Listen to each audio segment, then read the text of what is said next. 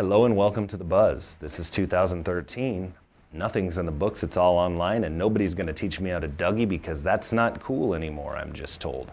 What is cool is high school football, especially this time of year because it's playoff time. Class C1 through D2 is what I'm going to talk about. I'm going to start with Class C1, where Norfolk Catholic is the 3.5 million time defending state champion. Something like that. They're just always in the state finals, and they've got a shot to get there again this year. That shot might have taken a little hit last week when Jackson Love left the game early because of an apparent leg injury.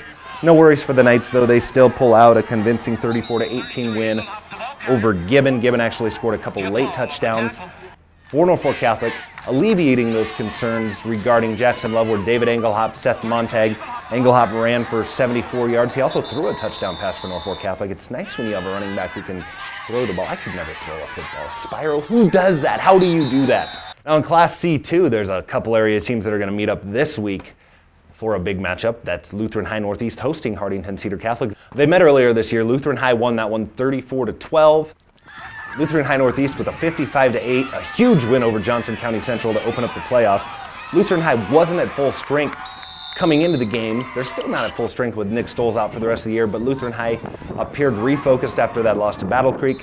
They appeared also to develop a little depth behind Shaka Taylor. Taylor ran for 201 yards, but there were 5 other Eagles who had at least 5 carries in the game. If you can get that depth behind him, you'll fare a little better this week against Cedar Catholic, because Cedar Catholic last week, quite frankly, looked like they might be the team to beat in Class C2. Their defense forced 5 turnovers, didn't allow a point to Palmyra. Offensively, Ryan Becker ran for 187 yards. They also have a nice dual-threat quarterback in Taylor Cottle, great receiver in James Kaiser, weapons all over the place. One thing that Cedar Catholic will have to do this week that they didn't do last week is take advantage of their red zone opportunities. They stranded themselves inside the 20 3 times in the first half. They left a lot of points on the board. I know Coach Chad Cotto wasn't extremely pleased with that, and I'm sure they're working on that this week. One guy who can punch the ball in when he gets in the red zone is Humphrey St. Francis Jr. J.J. Oltmer. Oltmer had 232 yards on 33 carries as the Flyers moved to the second round last week. St. Francis was actually up 36-0 after 3 quarters. Some late touchdowns for Bancroft Rosalie made it look like a closer game. The thing about St. Francis this week, they play Fullerton. Fullerton actually defeated them 46-22 in the season opener. St. Francis, though, is not the same team they were then. That's why St. Francis probably enters this game, despite losing to Fullerton earlier in the year, as the favorite.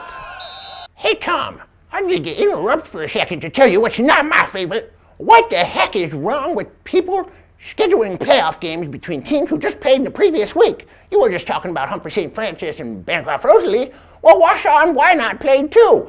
Why not have teams match up against teams that haven't played?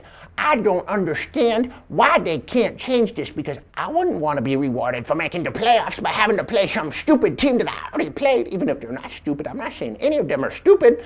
I just think that whoopsie, I was out of the camera's way. I just think that it would be nice if we could see some unfamiliar matchups. You know, like Hartington Cedar Catholic against Norfolk High. Yeah, hi. Thanks for the interruption, Milton. One guest nomination on the docket this week, that is Randolph topping BDS in Class D1. BDS is the top seed in the East bracket, but they won't be for long because Randolph has the best combo of backs in the state in Class D1, I believe, in Nolan Nordhughes and Dylan Loberg. Those two will carry Randolph past BDS into the quarterfinals. And if Randolph reaches the quarterfinals, because they don't match up with Howells Dodge, they're a good they're a good bet, rather, to get to the semis. Randolph has been overlooked this year after losing to Howells Dodge earlier in the season. BDS will probably overlook them. Randolph will move on. BDS will stay home. And the pockets of my pants will be filled with change because people will be paying me for what I do right in front of you, and that's talk about football games and the weather in Sidney, Nebraska right now, which is cloudy with a chance of meatballs and snow. I'm not going to talk about any of that next week, but I'm going to talk about the results of the football games and what's coming up in the semifinals, quarterfinals. I'm an idiot. Looking through a piece of paper. See you next time on The Buzz. I'm Tom Beamer.